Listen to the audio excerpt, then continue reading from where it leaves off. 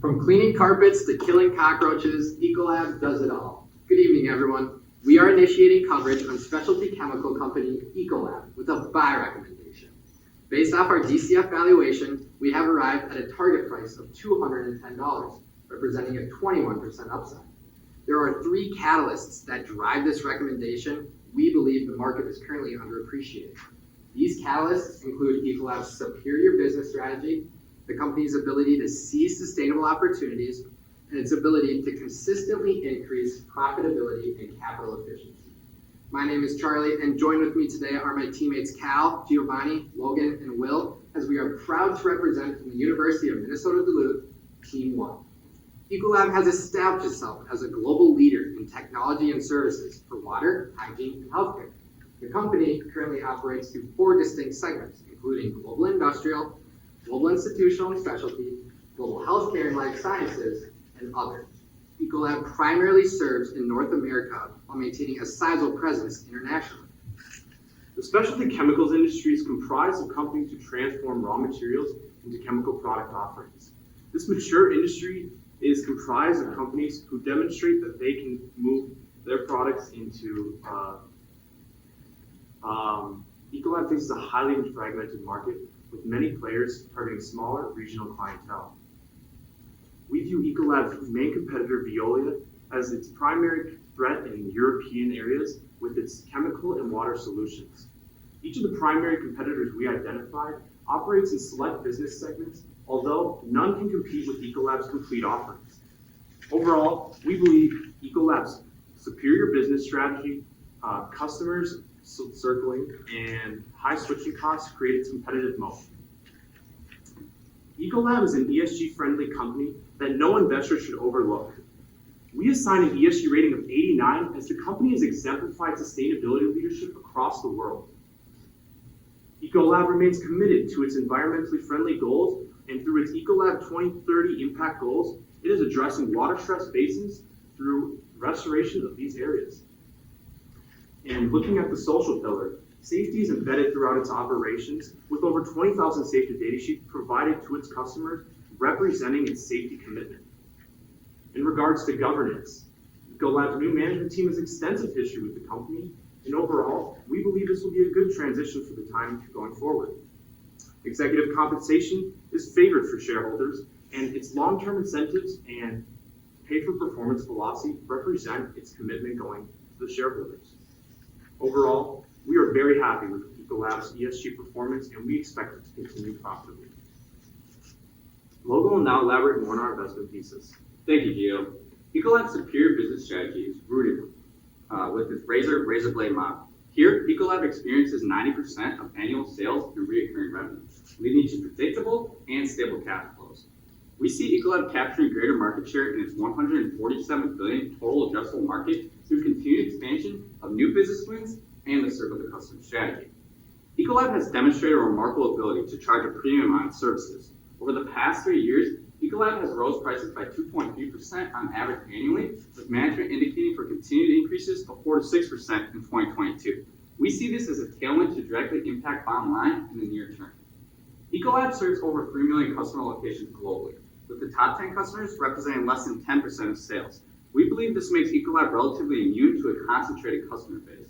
Additionally, we've looked at a limited sample of our local institutional market, and we verified the satisfaction level of customers in terms of pricing and brand reputation. Furthermore, we believe investors are underappreciating Ecolab's ability to capitalize on sustainable opportunities. By 2030, it is projected that the global demand for water will gap supply by 56%. We believe that Ecolab will continue to capture on this enormous insecurity given the growth in its extensive water solutions portfolio.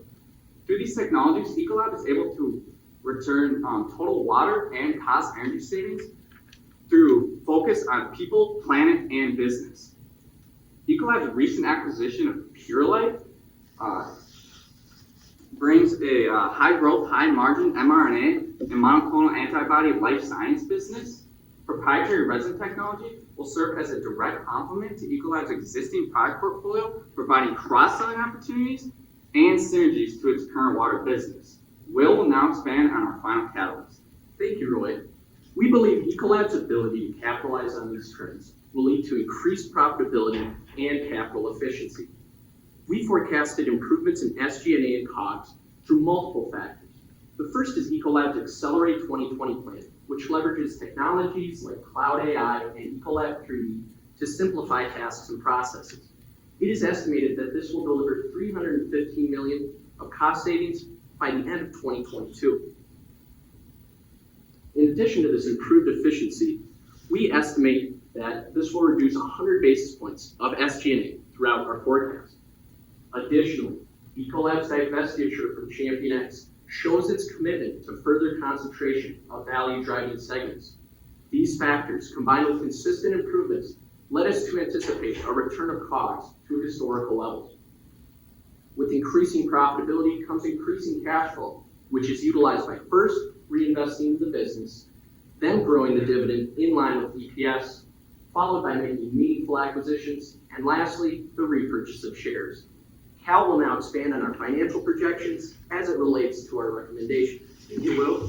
Starting with the top line, Ecolab has grown its revenue at a 6.5% CAGR over the last 10 years. We expect this strong performance to continue with a 6.1% CAGR through 2028. The largest factor in this growth is the global healthcare and life sciences segment, which we believe is the most attractive long-term potential. Also, following a sharp decline in the global institutional and specialty segment, we believe there is a strong organic growth opportunity with the return of institutional clients. Operational efficiencies create value from its revenue in the form of free cash flow, which has expanded at a 14.8% CAGR over the last 10 years. We expect Ecolab to continue growing this at a 16% CAGR through 2028. Capital expenditures reinforce the company's commitment to future innovation. And following 2 years of cost control, we expect it to rise to historical averages and contribute to further organic growth with business reinvestments. While organic growth is Ecolab's top priority, it does not shy away from inorganic opportunities as well. Both debt to equity and debt to EBITDA ratios had been declining before 2020. We expect this decline to resume in 2022 as the company looks to rapidly deleverage debt taken on as a result of the Purolite acquisition. Overall, we believe that this will provide additional liquidity for the company with a rising bottom line and contribute to further acquisitions in the future. Now, Will is going to explain our valuation. In valuing Ecolab, we applied a discounted cash flow analysis to reach our price target of $210. We implemented a multi-stage forecast, growing sales by segment. Overall, this contributes to 7% weighted sales growth, which regresses to 5% by the end of our model. Additionally, we identified our most sensitive inputs as our WACC of 6.4% and discounting and terminal growth rate of 2.5%. Additionally, a Monte Carlo simulation of our WACC revealed a 71% chance of buy rating and only a 2% chance of a hold. Further supporting our intrinsic valuation is our multiples valuation. When comparing EV to EBITDA to the S&P 500 Specialty Chemicals Index, we found that Ecolab historically trades at a 37% premium. So we added an independent peer analysis. After conducting this analysis, we then attached a 22 times EBITDA with our estimate, 22 times EV to EBITDA multiple with our estimated EBITDA and net debt to reach a target of $205, slightly below our DCF. Charlie will now expand upon potential risks to our valuation. Thank you, Will. We identified economic challenges caused by COVID-19 along with post-acquisition risks of Purolite as the two greatest risks when valuing Ecolab. Post-acquisition risks are mitigated by a strong fit with Ecolab's value proposition, business model, and environmental commitments, as well as Ecolab's historical success with implementation of previous acquisitions. Risks of COVID-19 are mitigated by an anticipated rebound in business travel and tourism, as well as Ecolab's ability to increase prices to help offset the ongoing inflationary pressures and supply chain constraints. In conclusion, we would like to reiterate our buy recommendation based off of Ecolab's superior business strategy, the company's ability to seize sustainable opportunities, and its ability to consistently increase profitability and capital efficiencies. We are confident Ecolab will reach our 12-month price target of $210, representing a 21% upside. You do not want to miss out on this clean, green cash flow machine. Thank you, and I'd like to open the floor for questions.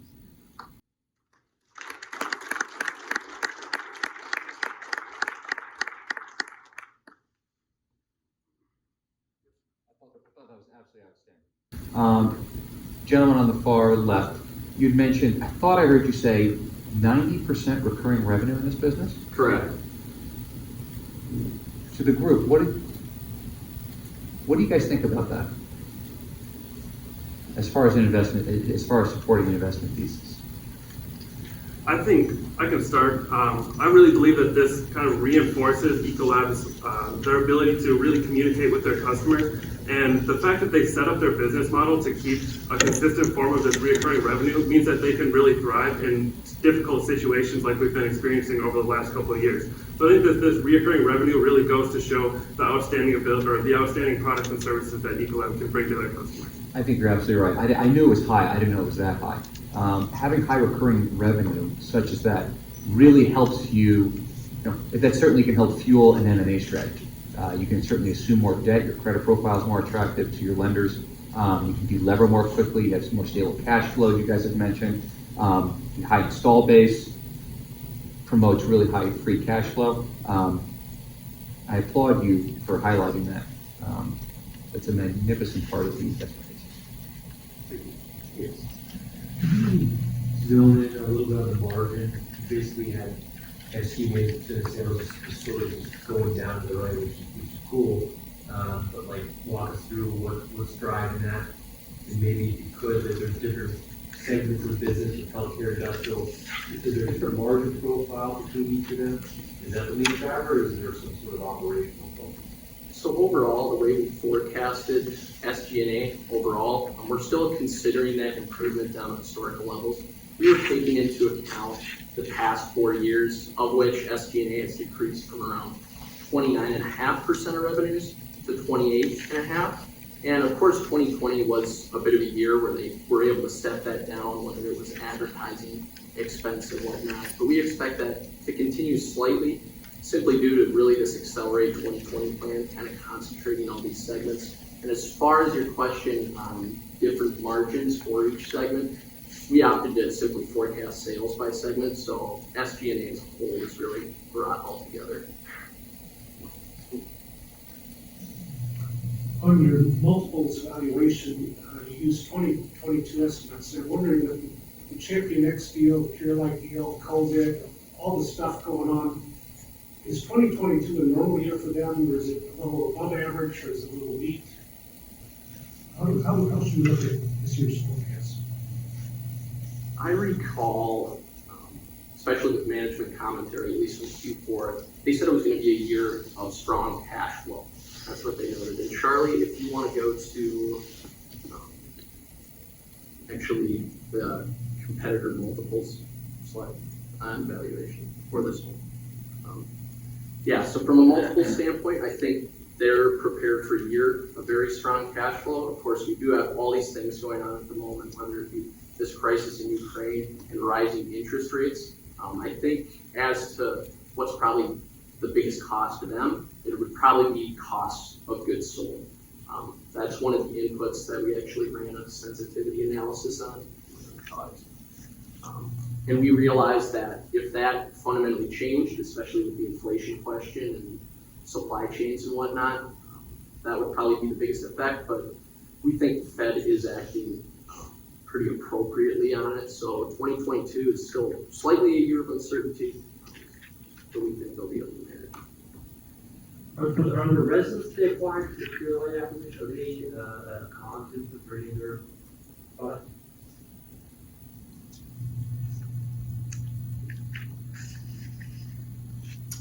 Yeah, I can take that. I'm not sure if it's exactly a cause input, but what we do know is that it kind of fits right into their business model with recurring revenue, especially with being consumable product. We see this as kind of a direct product that's just going to fit right into the pipeline of Ecolab.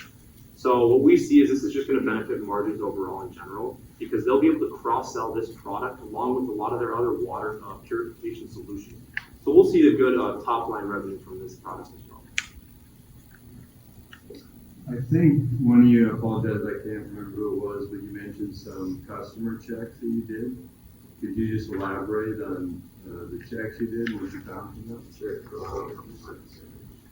Yeah, so we looked at our local institutional market, and the reason we picked institutional because this is hit hardest during COVID and over the last like macro environment. So we asked some couple questions, related to those things. So starting off with what's the level of quality given by Ecolab's customer service? We found that Ecolab's customer service was excellent given from their customers, 24/7 access to knowledgeable sales reps.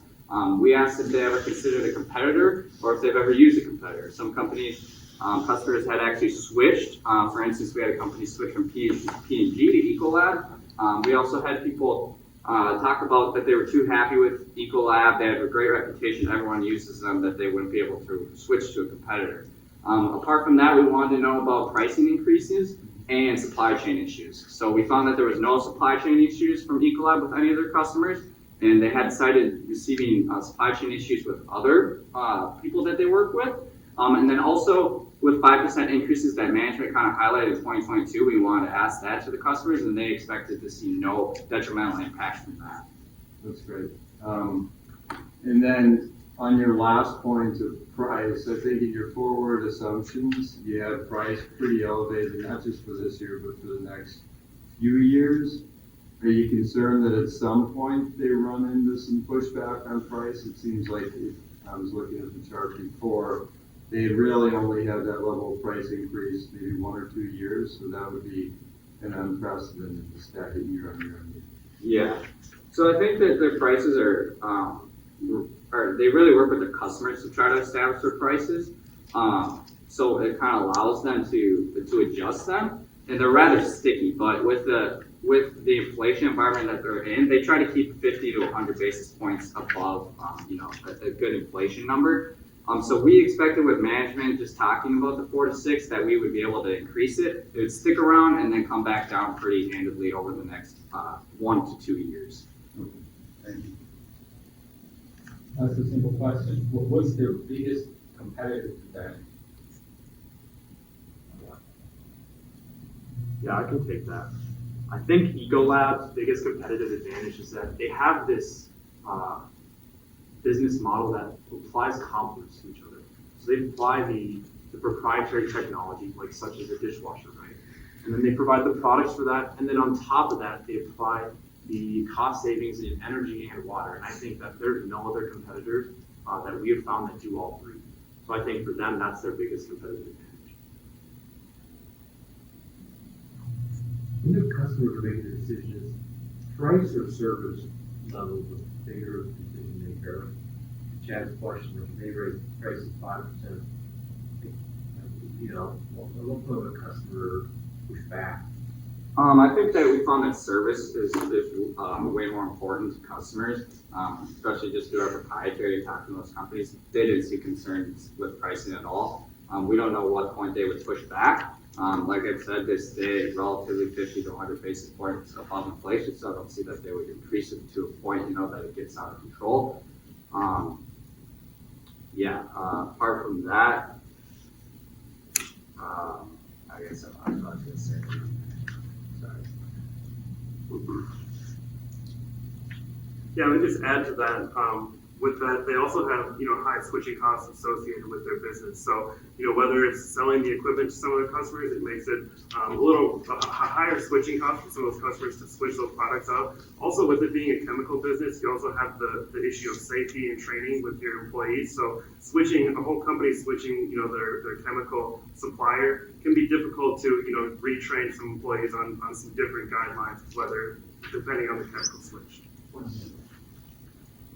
They how long the contract, I guess? Are they annual contracts? Are they 5 years or how long are they? So they have a pretty, balanced mix of that. They do have some multi-year contracts with some of the customers that they work with, but most of the business that they do is on an annual basis or, as needed with some of the customers that they work with. But they have noted that that they do have multi-year contracts, which does pose a little bit of a risk with them, especially with their pricing if they aren't able to maneuver in those. But I think that they really do a good job of limiting how many multi-year contracts that they're locking into, so they do have that flexibility when it comes to their customer base. If you had time to look into more, do more work, where would you focus? Definitely on more of the product side, just try to find as much as we can on their inputs as far as raw material costs, and definitely how that affects the overall volume and pricing that we receive every day.